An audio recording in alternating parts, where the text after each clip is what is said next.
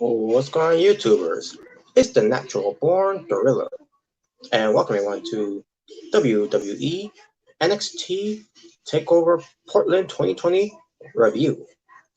The show from February 16th, 2020.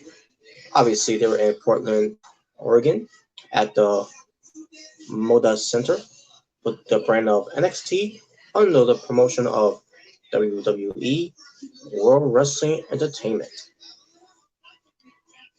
So yeah, this is the first takeover show since I guess from of 2015 that a takeover show is doing their takeover show that has not include what pertains to WWE's weekend pay-per-views. And also, this is the first ever NXT show that's featured on a Sunday. And what pertains to this takeover show being on the Sunday, it was great. But I'll get to all that once I get to everything that happened on the show here. And I thought, I just thought, another takeover show that never disappoints. But there's nothing else to say about it. This is WWE's NXT, takeover shows that once again, as usual, without a shadow of a doubt, no question asked, never disappoints.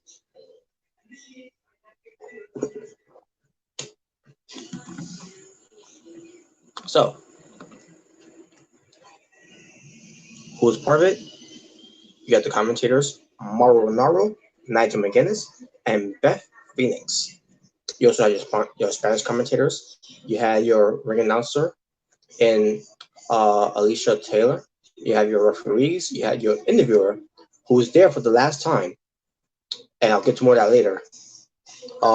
Kathy Kelly. I'll say her for later. And I'll get to that part when I get to it. So, on the pre-show, you have Charlie Caruso, Sam Roberts, boo, Mansoor, yay. That's what it was too, by the way. If you didn't watch the pre-show, it was some funny stuff.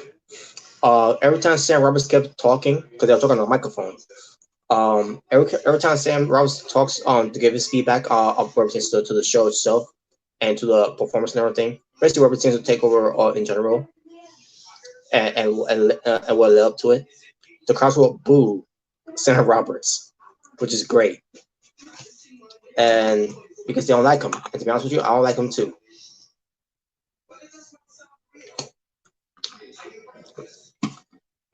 But when Mansoor talks, people cheer for him. And I thought Mansoor did pretty well at the pre-show, since be part of the panel. And Sam Roberts, he's good, but I don't care. Sam Roberts to me is a nerd. He's garbage. There's nothing charismatic. There's no type of personality I see in Sam Roberts whatsoever. Why he was the right guy to be to be over WWE to do these type of things, where you could have someone else better than Sam Roberts, in my opinion. But yeah, but Mansoor, he stood out like a sore thumb. He was great. He's not just great in the ring, but he's also great outside the ring. And Mansoor, I see potential in him. Problem is, we don't see him that much on NXT because WWE doesn't have him on NXT that much, because I guess then because we're since Saudi Arabia or whatever. But other than that, I don't know what else is there to say. Other than I really don't know why they don't use him that much on NXT. I mean, they used him before. I don't know why they're not using him now. I just don't know.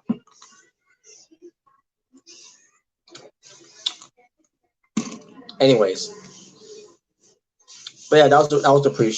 I did watch the pre-show.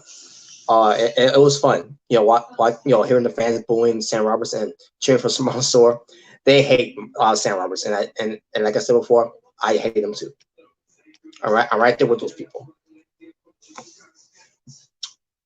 So that being said, let's get to what happened on the show here. Starting off with the opener, which I thought was a very good opener when it comes to the bid package to come into NXT Takeover Portland, and after we saw the a little clips of it, and I'm not gonna mention that much about it, but I thought it was okay. And then we jump right into the opening performance of the band. Well, actually, they're not a band. But there are bands. Pertains to who was performing. And that was Poppy. So Poppy started singing, and she sang pretty well. She did a great performance of the show. I believe one of the songs was ain't I mean I just call saying anything like me. I'm assuming that's what the music the official theme song was.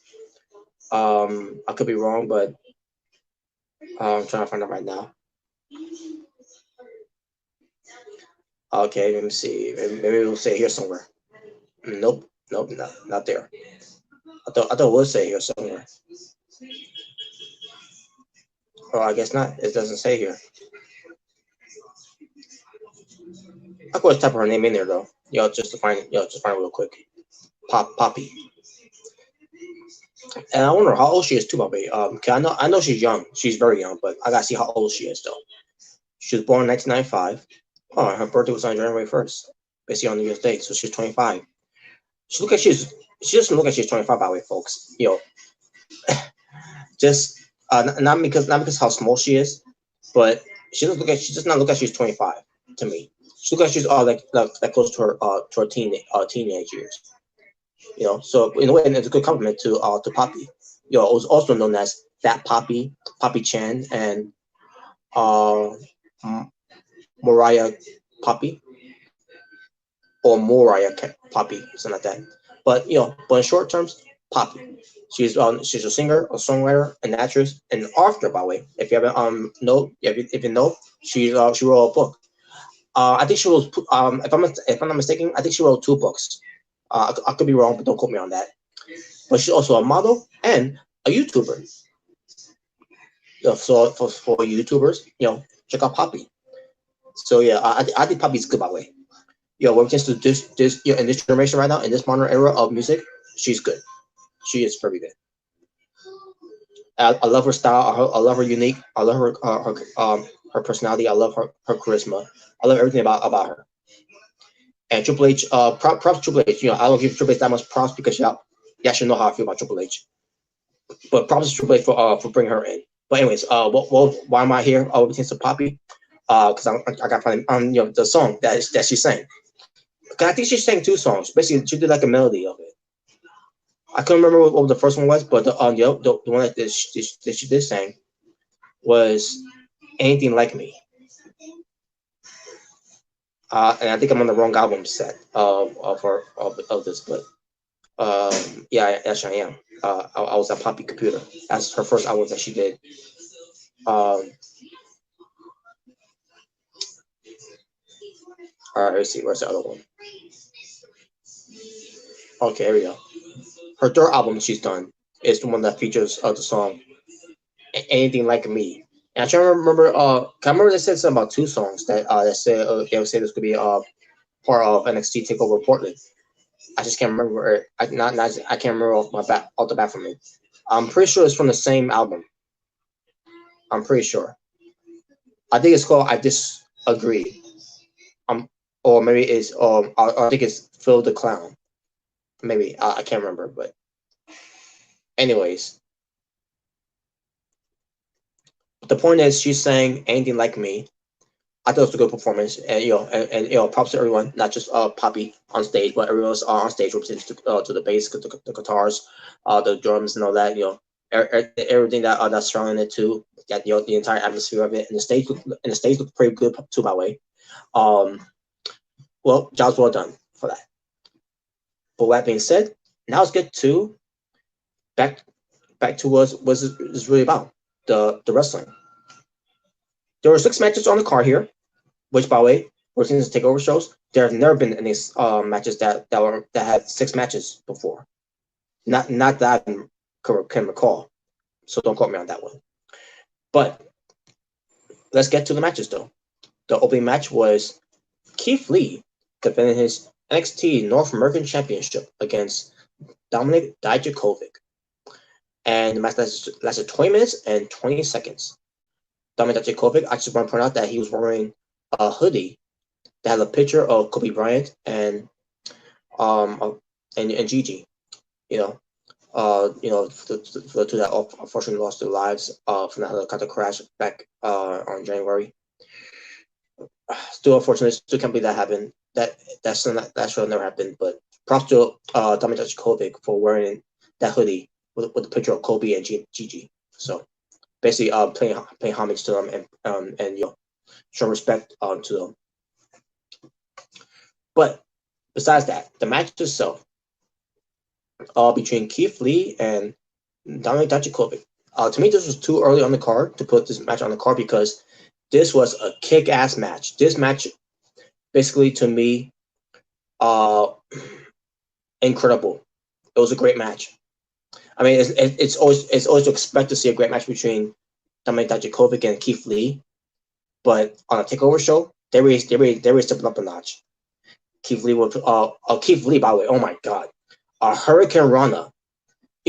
Keith Lee, a guy of his weight, of his size, doing a Hurricane Rana to another guy who's tall too, but not like the same physique like Keith Lee is with the weight, but when he took that on that Hurricane Rana and delivered it, sold it pretty well and amazing.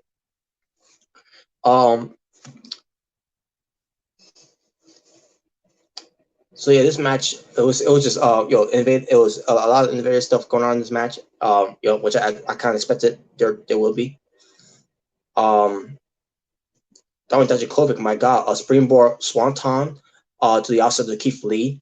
Holy crap! That was Dominik Dijakovic doing that to Keith Lee on the outside.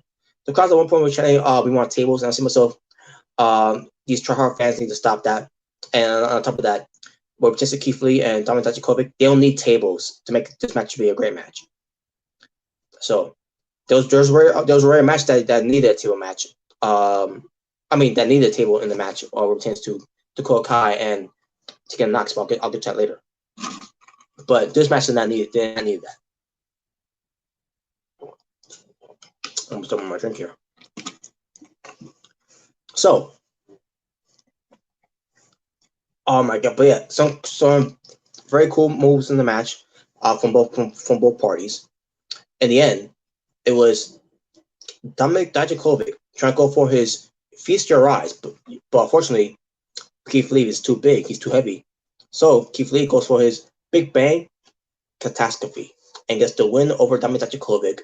After the match, he picks up Dominik Dijakovic and he shook the hand. Basically pulling him over and basically showing some sportsmanship, and that was it.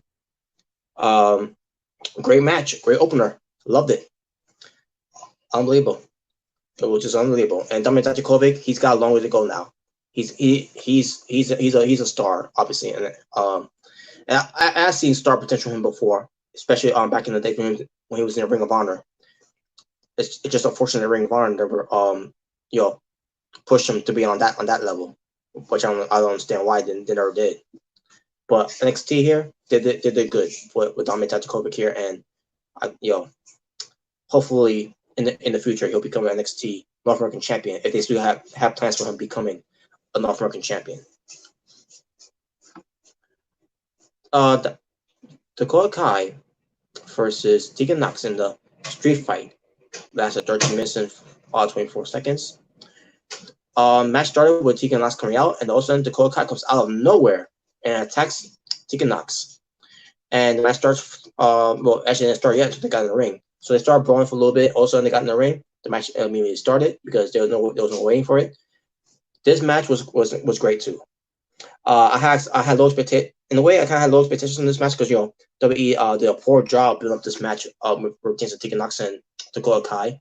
Not just building up pertains to giving away the match on a regular NXT show, but but I feel like they didn't bother to try to build up it should have been a big deal, which is to a feud in wrestling, especially where fans are comparing this Deacon Knox and the Kai match to being the Ciampa and Gargano feud, or pertains to their respective division.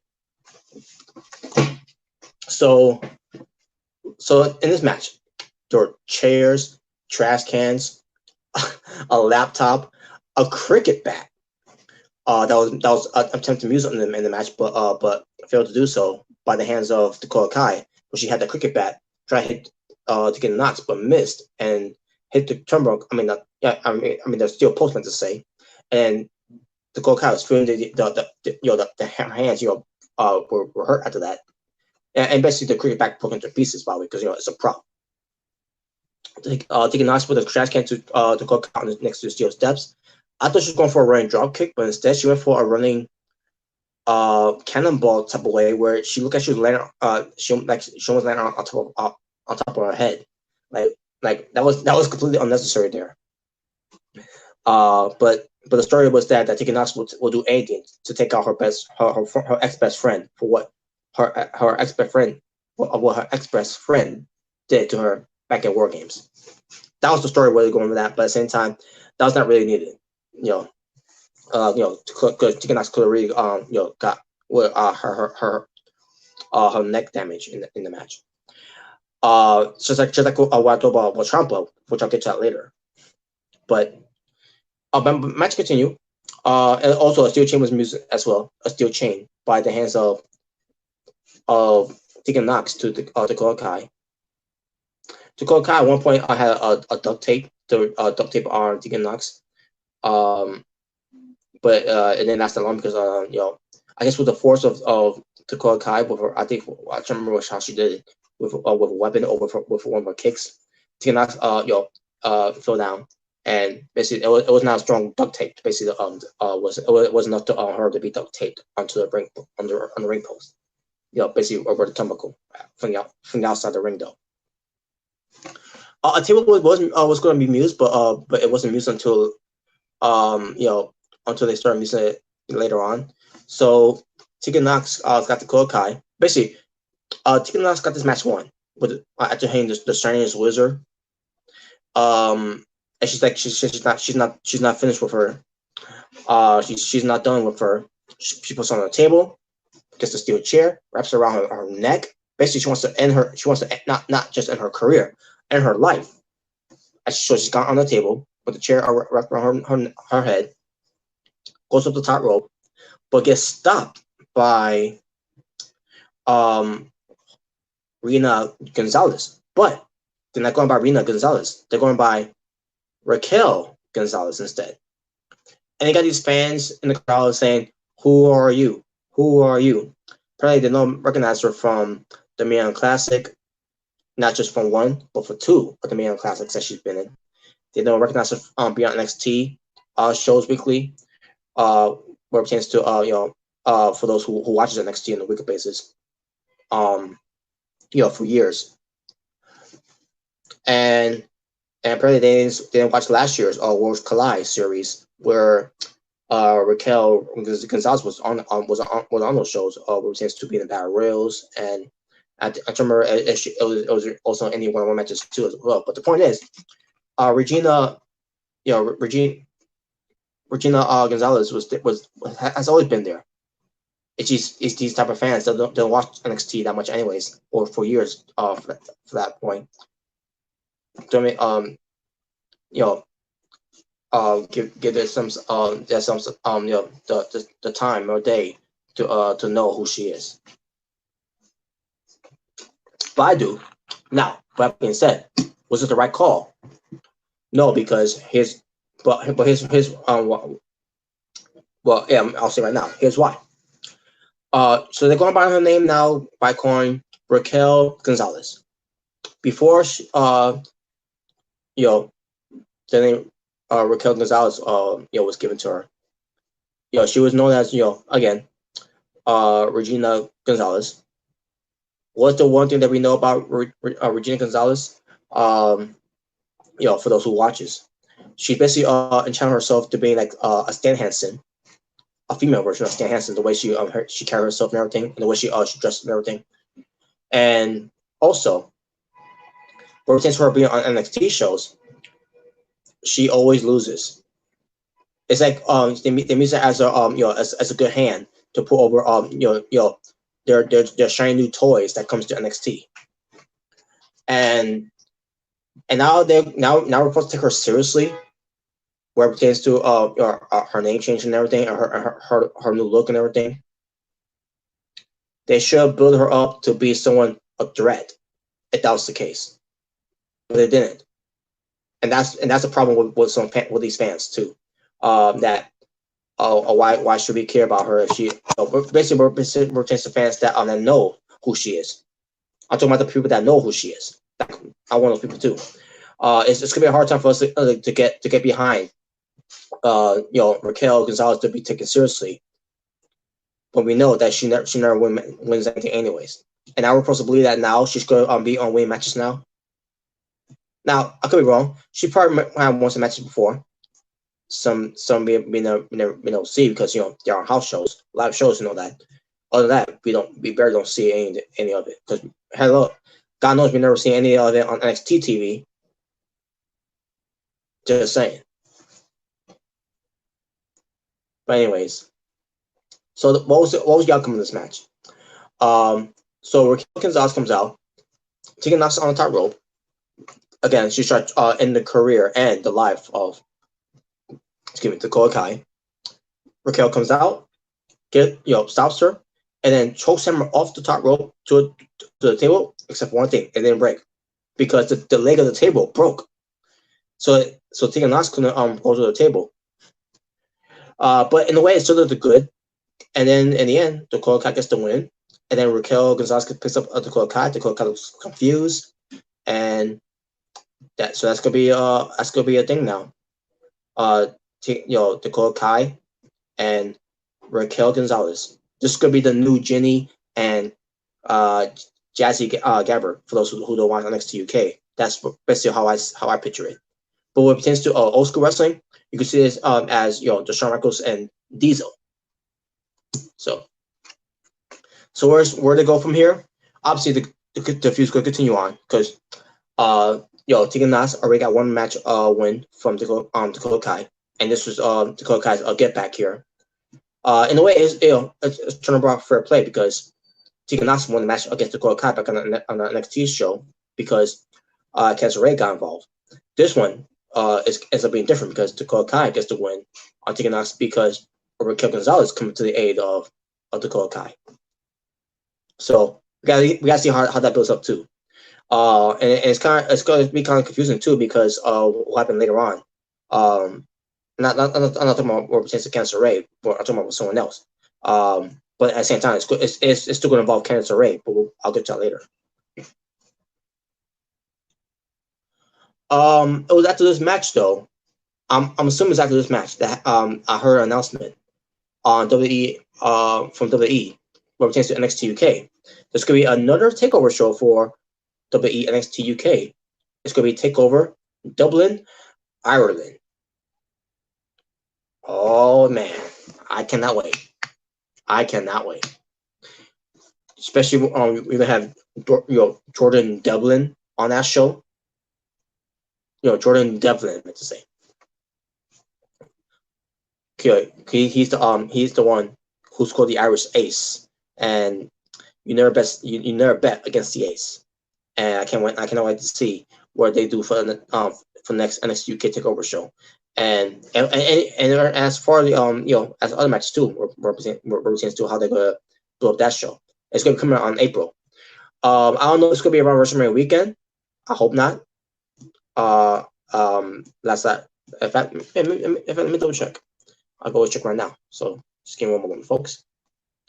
All right, let me see.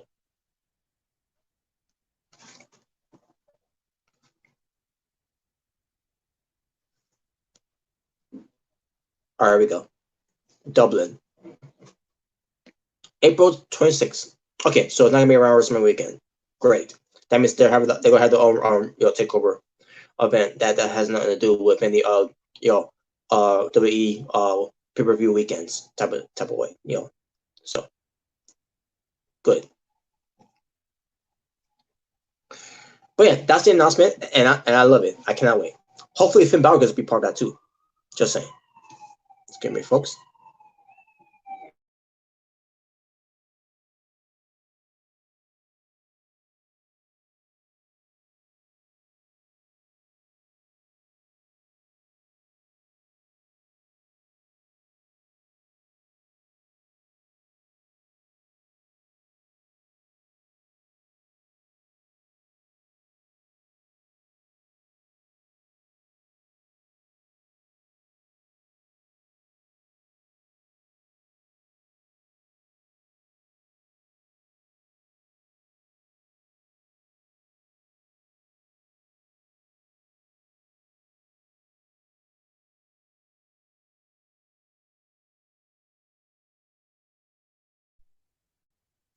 Sorry about that, folks. Just checking my notification. All right, so next we get to Finn Balor versus Johnny Gargano. So this match lasted 27 minutes and 22 seconds. This match was great too, between Finn Balor and Johnny Gargano. It started off with a slow, at first a slow build, and also retains to some chain wrestling and all that, and then it starts picking up. It starts switching to a different gear. Johnny Gargano had his entrance. What retains to Ways to Go wear this time. He was wearing Inspire outfit of his ring attire and on his vest too of Carnage from Spider-Man. I loved it. And also, it's gonna be part of Venom. It's gonna be because of Ultimate Venom. Pertains to Venom too. But yeah, this match was great, folks. Between Gargano and Finn Balor. Gargano and Balor were killing it in this match, and this feud was pretty good. This whole build of the feud led up to them having a great match here, and I thought it was pretty great. Everything that was doing the match, Gargano looked great. Finn Balor also looked great too. Nothing else to say about other than I thought it was great. Great. Just saying. But then again, that word "great" is overrated. So in the end, Finn Balor gets the win over John Gargano with a coup de grace, followed by the Bloody Sunday, and that was it. Finn Balor gets the win, and where does Finn Balor go from here? I don't know. Some may say he might go after the NXT Championship, or maybe he's got a bigger fish to fry, which I'll get to that whole fish thing, where it pertains to Bobby Fish later on, where it pertains to Matt Riddle, but we'll get to that later. But the point is basically, folks, what's Finn Balor's going to do after this now? I don't know. I mean, I would love to see him go to the NXT Championship, which is why this match led to it in the first place. Because originally, this match was supposed to be happening at War Games, TakeOver War Games, not in the War Games match, but at the War Games TakeOver show. But unfortunately, Gargano was hurt during that time, so it was impossible to do it. So Balor had to wrestle against Matt Riddle instead, because Matt Riddle was originally supposed to be in the Wars Games match. Instead, it was Dominik Dijakovic who took his place.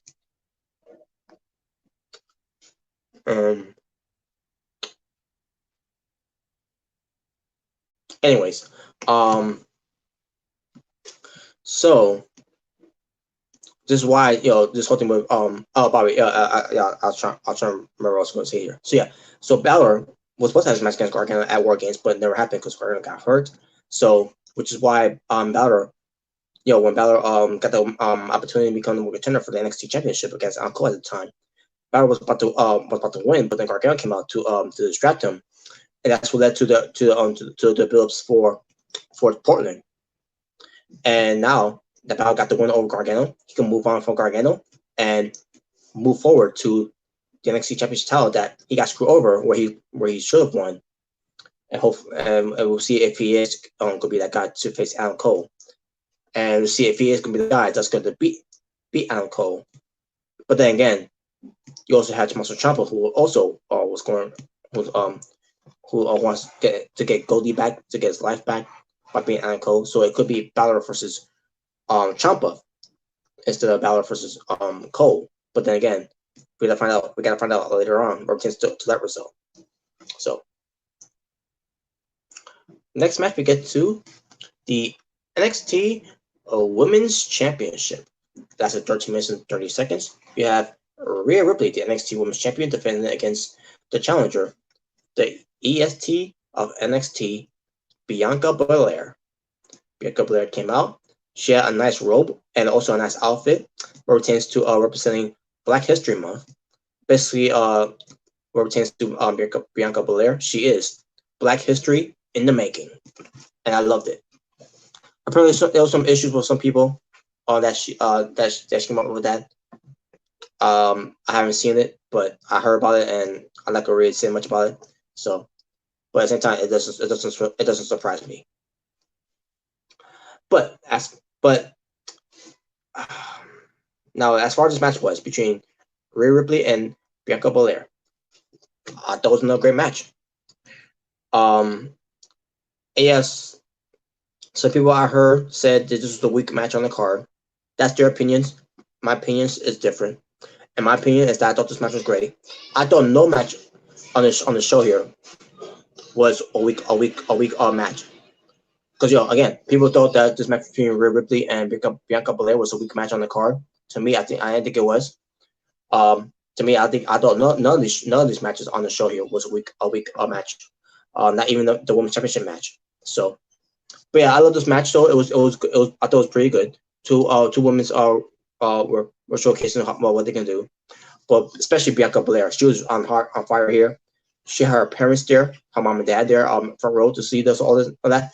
And with all this going on with Bianca Belair, wearing wearing Black History Month, inspiring attires that she did, with her type of colors, and with a robe that says Black History in the making, and everything she did too, ever since her interest and all that. I thought to myself, oh, she's gonna win here, right? And on top of it, with her parents there, she's gonna win this, right? Apparently, that's not what happened. So, I do have to say one thing about this match. There was one point in one match that Rhea Ripley was thrown over the top by Bianca Belair, and she landed on her feet or knees like that. I don't remember how she landed, but it was a scary landing there. I'm like, wow. She wants to have a WrestleMania moment taken away there, but at the same time, you also had to get Knox, who kind of did the same thing too. Where it to her match, which she tried to do that cannonball to Kai from the outside, with the whole thing, the way she was doing it. And they also went to Tommaso Ciampa, which I'll get to him later too. So, but yeah, I thought this match was either way. I thought this match was great. In the end, Rhea Ripley gets the win with the riptide off the second rope, something like that, or top. I'm assuming it's off the second rope, but it was off the turnbuckle. And then Bianca Belair was out because of that, and Rhea Ripley gets the win. Rhea Ripley is still the NXT Women's Champion. The Nightmare has ended the dream of Bianca Belair pertains to Black History Month. And I'm pretty sure I'm gonna heat that now, but we'll see. After the match, Rhea Ripley's celebrating her win, and sure enough, Charlotte Flair comes out. She attacks. Now, I didn't think that she was going to attack, Rhea Ripley. I thought she was going to come out and just let her know that she's going to, challenge her, and that was it. And then maybe do a sneak attack too after that, and then that was it. No, she showed up, attacked Rhea Ripley, and then she said she's going to face Rhea Ripley for the NXT Women's title at WrestleMania. After that, she leaves the ring, and she takes out Bianca Belair too, because I guess she want to get her back to and all that everything. Basically, she killed two birds with one stone, and that was it. So what does this lead to after this? I think Bianca Belair is going to have a match against Charlotte Flair, and Charlotte Flair will beat her, unfortunately.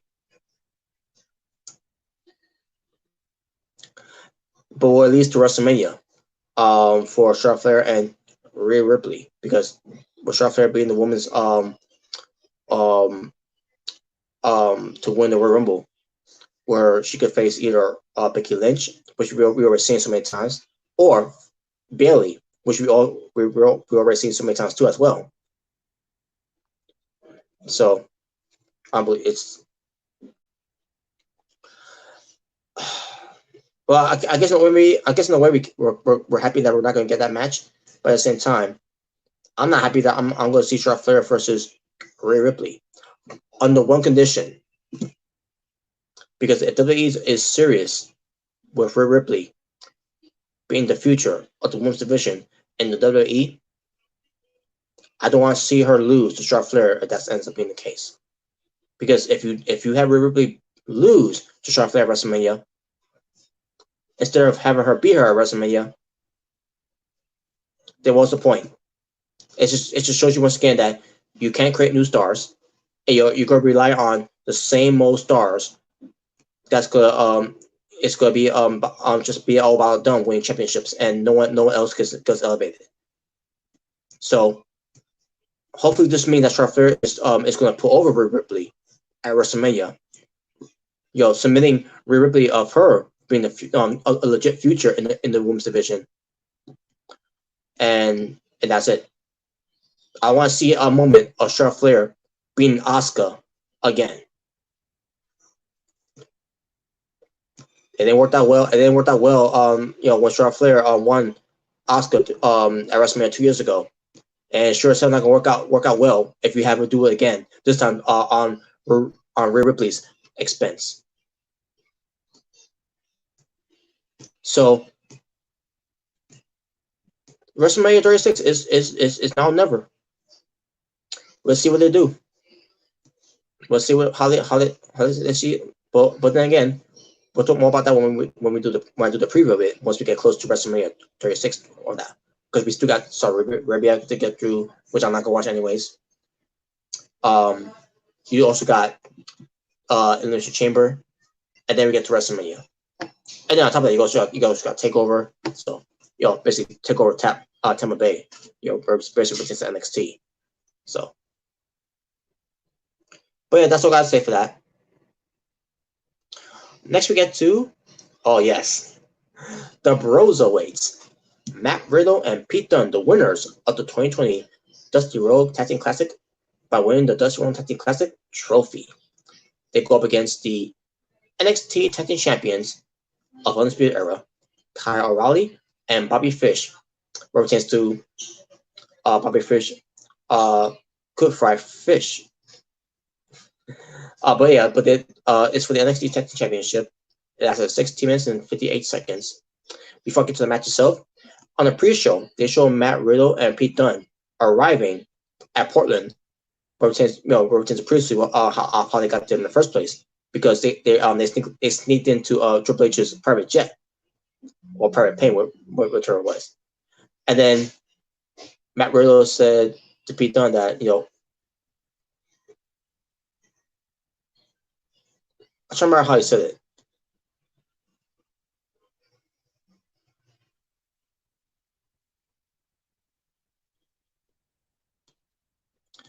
I can't remember how he said it, but basically they'll have this discussion how to get to the event and everything, and then just leave it up to, just basically Matt Riddle, as usual, he says just leave it up to me and everything, and then all of a sudden we see the Brosermobile. The Brosermobile ended up at Portland. I see myself, how was that possible? Even Pete Dunne's wondering how was that possible. They didn't sneak that the Brosermobile into the private plane. But then again, you kind of expected that was going to happen too. And I kind of predicted that too. What pertains to that just watch, wait and see that the Brosermobile is going to end up at Portland in a way that can't be explained. But basically, Matt Riddle says we're going to ride in style and everything, and he's like, let's go win the tag belts and everything. And Pete Dunne, his reaction, he just don't care. It's a reaction that he just don't give a fuck. And that was it. It was funny. I didn't think that WWE was going to do that. Chance to to be continued on that one on the pre-show. or at least on the main show of the takeover, but they did it, and I got they did. So now, before we get to match 2, by the way, the champions came out first, which is odd of why they came out first. But then also it makes sense because also the Broserweights comes out with the Brosermobile, and Matt Riddle gets on the microphone, and he and Pete Dunne were wearing a T-shirt that's basically relates on Bobby Fish, which pertains to how many fish could Bobby Fish fry if Bobby Fish could fry fish. And basically, that's what the whole thing was about. Matt Riddle was trying to do a sing along and he wants to make that a thing, by the way, because he made a T-shirt of it, and now he wants to he wants a chant to go along with it too. How many fish could Bobby Fish fry if Bobby Fish could fry fish? And they show the words on there like we're supposed to do a sing along, like karaoke. It was funny.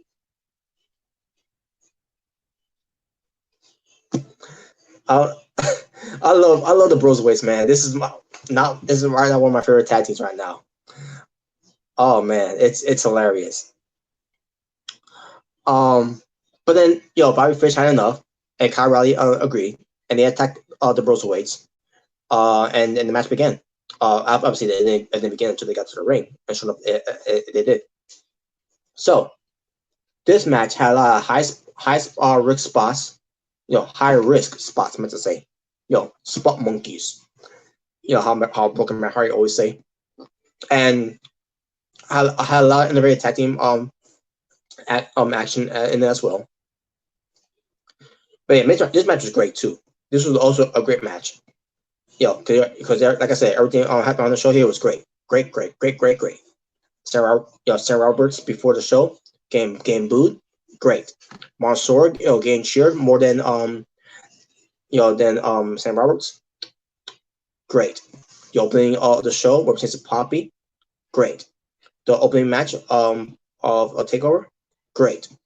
Following that one, a street fight match. Great. Just the finish was a little was not that great, but the point is great. So for this match, it was great.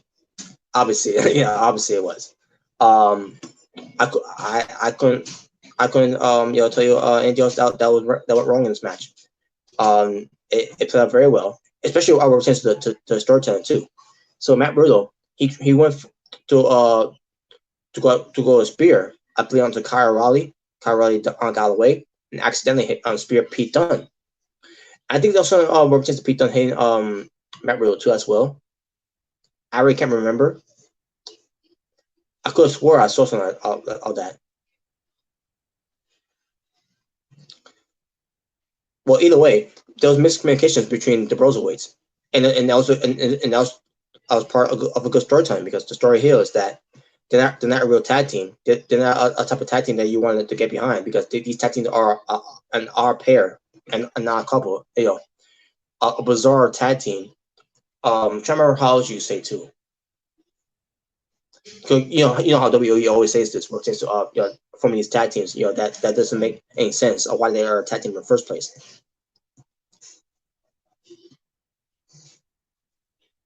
And unfunctional.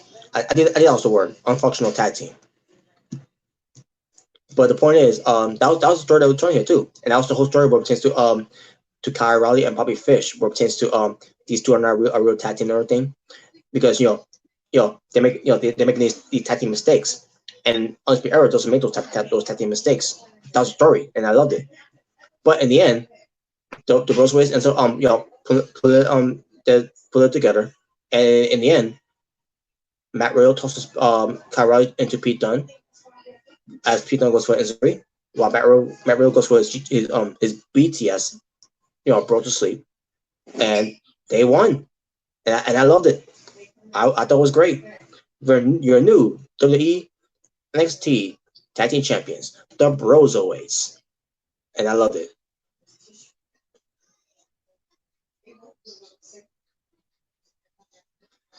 Oh my God, great. So yeah, I'm glad they won the belts. Is rightfully so, and it shows you right there.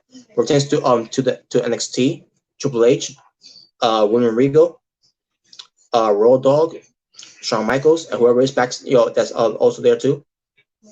It just goes to show you that no matter what Matt Riddle does outside of of his comfort zone, of what pertains to him being of his man always saying disrespectful and unprofessional, what pertains to trashing Goldberg and Brock Lesnar, what pertains to interviews or tweets and everything.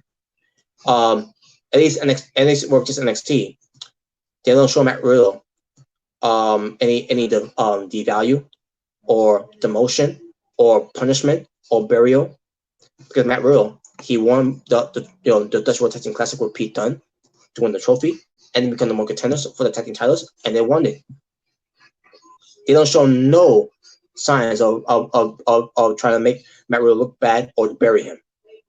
But as soon as he gets the main roster, and they did what they did with him at the Royal Rumble, it's a different story because Vince McMahon sees someone like a Matt Riddle and he doesn't like him. Yeah, newsflash: Vince McMahon doesn't like anybody. I don't think he likes even his own guys. All he cares about and loves is his money, and shit jokes that he thinks, it's such good shit. So yeah, props to everyone of NXT from behind the scenes for not pulling the trigger of Matt Riddle and Pete Dunne not winning the belts, because at the end of the day, they pulled the trigger and put the belts on Matt Riddle and Pete Dunne. And with that being said, that's the end of that prophecy of the tag team goals being off for the Undisputed Era. Now there's one goal left, and that's the main event. So let's get to it. And that is the NXT Championship, aka Goldie. NXT Champion Adam Cole, baby, versus Tommaso Ciampa, Daddy Ciampa. He wants his money back. More importantly, he wants his life back. 33 minutes and 23 seconds the match lasted. This match was great too. And I'm about to get to right. To begin the match, I was also slow built, but basically it was all about Tommaso Ciampa getting the upper hand on Adam Cole, as he did. And then all of a sudden we get to a scary part here. Adam Cole went for a wheelbarrow suplex to Tommaso Ciampa onto the broadcast table from the back of his neck, knowing that Tommaso Ciampa just had surgery last year to repair that neck, that we thought he was going to be gone for a year, but ends up come back sooner than we thought. Now I'm over exaggerating though. It ain't actually hitting the back of his neck, because it was basically behind the shoulders. But you know what's behind the shoulders is though the spinal cord. So that was scary. I was legit scared right there, just because I thought that was gonna be for Tommaso Ciampa. Because if I recall, I could swear Tommaso Ciampa said that he's on borrowed time, and the last thing that we need is Tommaso Ciampa taking a bump like that, knowing that he's on borrowed time. So yeah, I did. I'm not saying I hate the spot, but I wish it could have done better than to do it on the broadcast table. That we all know that part, those broadcast tables hurts like hell. Or to these wrestlers talking about it every time. I wouldn't know, because I never got hit with it or went through it. But the stories I hear from wrestlers, they say those things hurt. Not even that type of broadcast table couldn't save Mick Foley for breaking his fall from 98's Hell in a Cell at King of the Ring. But anyways, the match continues. Tommaso Ciampa hit the top rope, air raid crash on the Adam Cole for a near fall. Ciampa gave Adam Cole 2 power bombs and a Spanish, basically on the Spanish broadcast table. Excuse me. He falls with a kick, a lariat, Ciampa hits the Project Ciampa for a near fall. Adam Cole goes for a suicide dive. I have never seen Adam Cole do a suicide dive before. Never. Well, actually, it was either a suicide dive or like or maybe it was like a somersault. I can't remember, but I'm pretty sure it was a suicide dive. But when I saw that in somersault, I've never seen him do that before. This is my first time seeing this because Adam Cole does, of what I've seen of Adam Cole, I've never seen him do a suicide dive. Not even in Ring of Honor. But it was nice to see him see that. But then because he got caught by Tommaso Ciampa. Adam Cole goes for the Ushikoroshi for near fall. Adam Cole hits the last shot, but Ciampa instant roll out of the ring. I mean, he rolled out on the ropes, so basically Adam Cole couldn't make the cover because he's near the ropes. Ciampa gave Adam Cole an aircraft onto a the aircraft crash, I meant to say, onto the apron. Hard part of the ring, which I'm pretty sure it was said by Beth Phoenix on commentary. Adam Cole follows up with a Paramount Sunrise on the floor, and then brings him back into the ring. Gets ready to get in the ring. Also gets caught by Tommaso Ciampa, who just no sells the Paramount Sunrise, and gets him the Widow's Bell, and gives him the fairy tale ending, which I call it the Devil's Wing for the fall. How did Adam Cole kick out that? Same time. How did Tommaso Ciampa recover after taking the Paramount Sunrise on the outside, knowing with his neck issue. Undisputed Era came out to make things a little difficult for Tommaso Ciampa. However, Ciampa fell him off. Adam Cole gets him 3 super kicks, a last shot for a near fall. Yeah, so basically Tommaso Ciampa ain't going down without Goldie. He's not leaving anywhere without Goldie. He wants his life back. He's determined to get his life back, and he wants his life back. So Cole shows Ciampa to the referee, which follows a referee bump, and it follows a low blow to Ciampa. Ciampa then bounces back. He goes for the fairy tale ending, which again I call the Devil's Wing. But referee was still out. That's the problem. Referee was still out. At this point, the fans were counting for the referee, because Ciampa could have beat him 3 times as the fans were counting how many times it lasted. So Ciampa, he sees the belt, Goldie, and then Johnny Gargano comes out. Was he? I didn't see him come. I didn't see him come out. He basically came out of nowhere. So the belt's right there, and Ciampa was getting ready to get the belt, and I'm pretty sure Gargano had his hand on it. I'm assuming he's gonna hand it to him, but no, he basically hold it back. And someone said, what's going on here? Then Gargano strikes Ciampa with the title belt to Ciampa to the head. I'm like, what? So Ciampa was betrayed by Gargano. And then Adam Cole goes for the cover. Referee recovers. 1, 2, 3. Your winner, still NXT champion. Still keeping the prophecy. Adam Cole, baby. So, wow. I did not see that coming. Gargano turning heel on Ciampa. I can't believe it. I did not see that coming, and I'm glad I didn't see it coming. That's the new direction they're going with now. I mean, we're obviously we're chance to move in a new direction. How can it be when this is the same direction?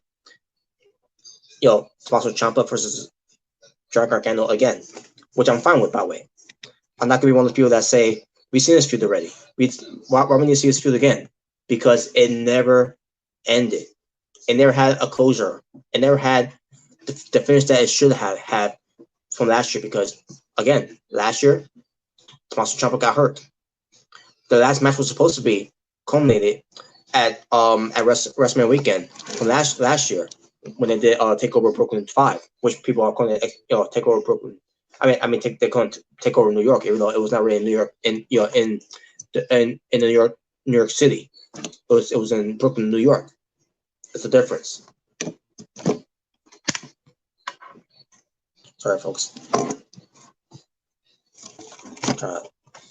I should have brought my tripod. Okay, there we go. So yeah, as I was saying, we're getting this again because it never had a finish. When it represents NXT, they want to finish the feud, and this is the way. And this is the way to do it. Except it's a different role. The role is switched now. Ciampa is the face now. Gargano is the heel. So I'm happy we're getting this because again, it's the feud that should have had a finish. That should have had a closure. That should have had the ending that should have had. So they're picking up what they left off from last year, and I'm glad they are doing that. I'm glad they're doing it. I can't wait to see it. I can't wait to see how this plays out. And that being said, we'll just leave to Candice LeRae because Candice LeRae was supposed to be a baby face, what pertains to she's got to team up with Tegan Knox to help her out to go up against Dakota Kai and Raquel Gonzalez. So where's that lead with Candice LeRae with Gargano turned heel? Because think about it too, when they had Gargano and Ciampa teaming up last year before Ciampa got hurt, the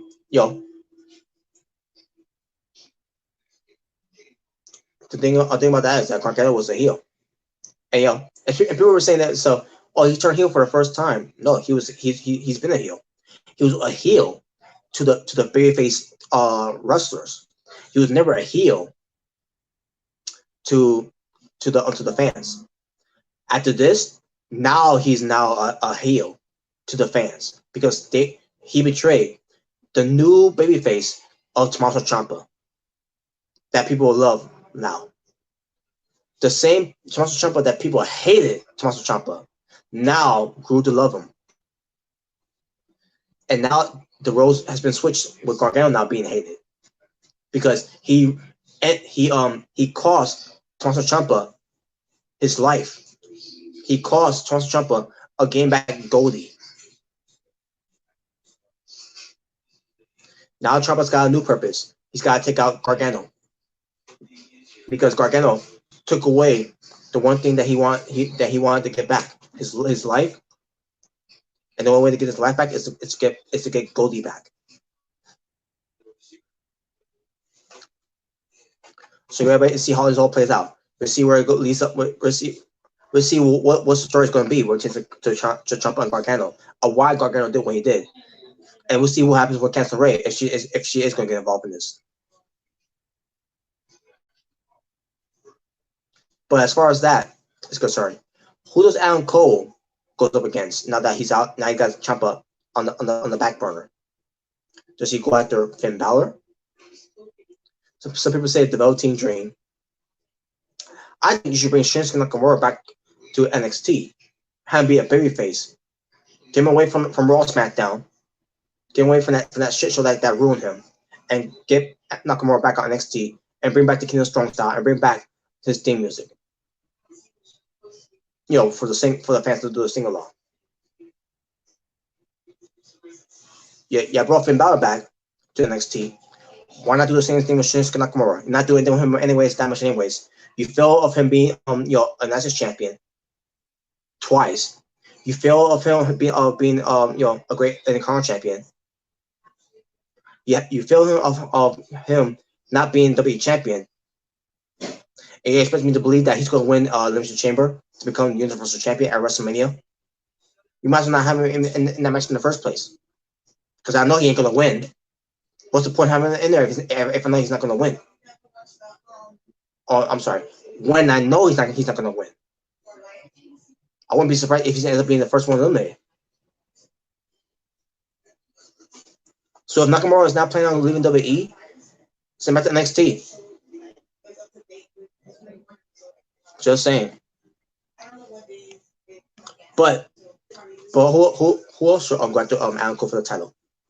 Finn Balor, a Velveteen Dream, a Shinsuke Nakamura, to me, a Shinsuke Nakamura. Some people may say it could be Killer Cross, which kind of makes no sense because Killer Cross, if he shows up there, he's got to win matches to earn that spot. So it would make sense there either. But wait to see what it develops here. Unless they do a turn for Roderick Strong. I don't know why I'm thinking about this. I'm having a theory with this. Where Roderick Strong falls drips away from Undisputed Era, and he ends up go up against Adam Cole for the title instead, and Roderick Strong can go back to being a babyface and be a singles wrestler again. He's always been a baby. He's always been a single wrestler. But I'm just saying. And I was gonna think of him being a babyface. No, he's not. He's a heel. He's still a heel. So yeah, there's a lot going on. That's a lot that could happen for NXT Takeover. That's going to lead to WrestleMania weekend, where it's to NXT Takeover Tampa Bay. A lot of things that could happen to that time. But we have to wait and see how it develops, and I cannot wait. So we'll see.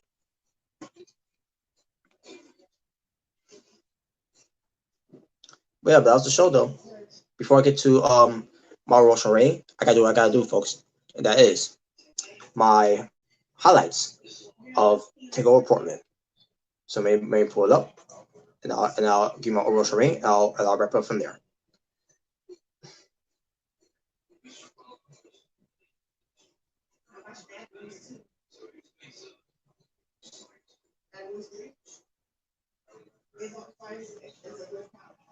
All right, here we go. Swerve of the Night, Charlotte Flair making her appearance to attack Rhea Ripley and Bianca Belair. Also let us know about the whole thing where she's going to face the NXT Women's Champion at WrestleMania. So, Shock of the Night, Johnny Gargano turning heel on Tommaso Ciampa, costing him Goldie. Promos of the night, Roderick Strong and Adam Cole, baby. You're probably wondering why are those two promos of the night. Roderick Strong was kind of promo about he's gonna take care of Velveteen Dream, but once but that's not until NXT, the weekly shows. He says because it's about Takeover Portland. It's gonna be about Undisputed Era. Kyle Ryan probably fits to retain the tag titles, which they didn't, obviously, and also Adam Cole's gonna retain his NXT championship, and then Adam Cole, because of promo 2, even though it was short, he says, "Okay, Kathy Kelly, you can leave now, go." And Kathy Kelly leaves. So yeah, Kathy Kelly was there, interviewing Roderick Strong, basically Undisputed Era, but Roderick Strong was kind of promo, and Adam Cole. Even though Adam Cole, like I said, was short, and it was funny too because Kathy Kelly had given the WWE her notice that she was going to be leaving, and her final night basically was Takeover Portland. So that's it. She's gone, and she's going to be missed. And I say to go up to her in the future, where she may go. I don't know if wrestling is to her future. Basically, what pertains to her being doing her job as an interviewer or other things that she's done for WWE as well behind the scenes. Because she wasn't a wrestler, by the way. She was just there just as a a staff, an employee,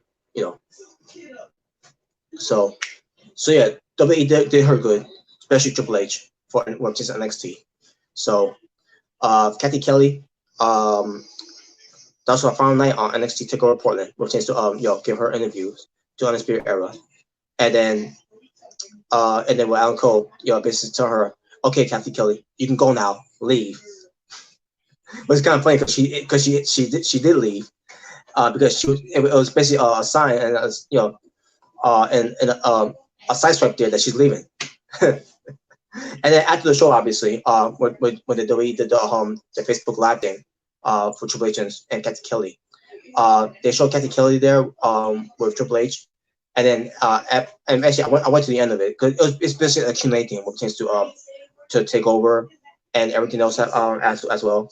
And then you had Undisputed Era showing up, and they said you were always a fifth member of the Undisputed Era, behind the scenes. And then basically Kyle Riley was like, you gotta do this and then do this. And then Kyle Riley's like, oh, you know what? Put your arms down, like this, down, and then step back, and then basically you stay behind us, and then it basically was Kyle Riley, Bobby Fish, Roderick Strong doing this and everything. Like Adam Cole was like, oh hey guys, you know what? And then it says about give her a gift. It was like a box. It was, I guess, some donuts, whatever. It was, let's be real, man. They're dicks, but they're funny dicks. That makes any sense. But I mean, at the end of the day, Triple H gives her a bouquet rose, a flower, or whatever, to say goodbye. And Triple H also said, there's no goodbyes. It's see you down the road, and the doors will always be open for you, Captain Kelly, because unlike Vince McMahon, how he sends away his wrestlers or whoever that wants to leave. Triple H just try to bury them out the door, because Vince McMahon loves to bury those people out the door. So.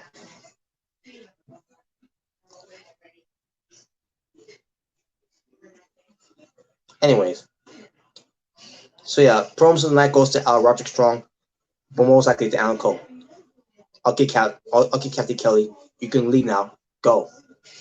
I love it. A real promo of the night. I went with Tegan Knox and Dakota Kai.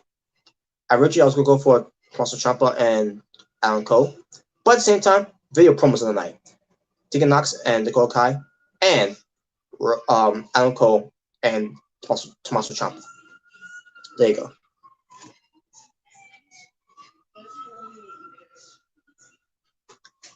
Sorry, folks. Let me fix something again. There we go. Anyway, moment of the night: the Broserweights wins the NXT Tag Team Championships. Entrance on the night goes to Dominik Dijakovic with the hoodie of Kobe and Gigi. John Gargano with his inspired attire of Carnage. Bianca Belair with the Black History in the Making attire entrance, and the Broserweights with the Brosermobile. So, and then moves of the night. I'm sorry, move of the night. Excuse me. Dominik Dijakovic's cross-screw moonsault onto Keith Lee from that North American Championship. Pretty nice that he did it. Finish on the night. I'm sorry. Oh wait, moves on the night. I meant to say. Yeah. So Dijakovic's cross-screw moonsault and Bianca Belair's braid whip. Yes, her braided hair. She finally used to whip onto on her opponents. It's rare you see that, and she finally did it to Rhea Ripley. Finish of the night: Finn Balor's Bloody Sunday, which WWE calls 1916, which is dumb. Performance of the night is not from the wrestlers. Poppy, with her single performance to open up the show of NXT of Anything Like Me. Show stealer of the night.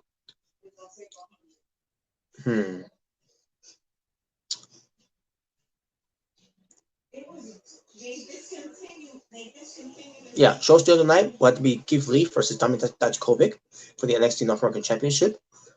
Here's something new, folks. Fight Forever of the night: Gargano versus Balor.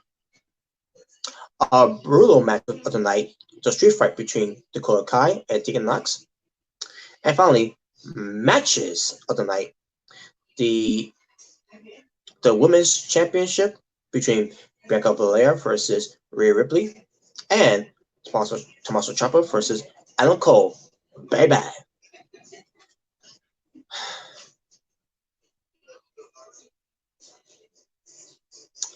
And there you go. And my overall stream for the show for WWE NXT TakeOver Portland 2020 on the show of February 16th. I'm gonna give the show a 9 out of 10.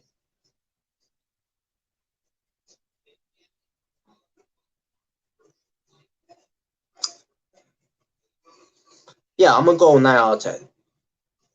It could have been, even, it could have been great. It could have been more great, but there were flaws on the show here. So not saying it was it was that bad of a flaws, but still. But yeah, 9 out of 10. I'll give it. And now we got to wait until takeover Tampa Bay during WrestleMania weekend. So that being said, thank you all for watching, folks. For It's Natural Born Driller saying peace on the streets. This was your WWE NXT TakeOver Portland 2020 review for this WWE NXT review. Until next time, folks, you all stay well, stay safe. I'm out. Stay in peace. And stay where you can say, how many fish could Bobby Fish fry if Bobby Fish could fry fish? Take care.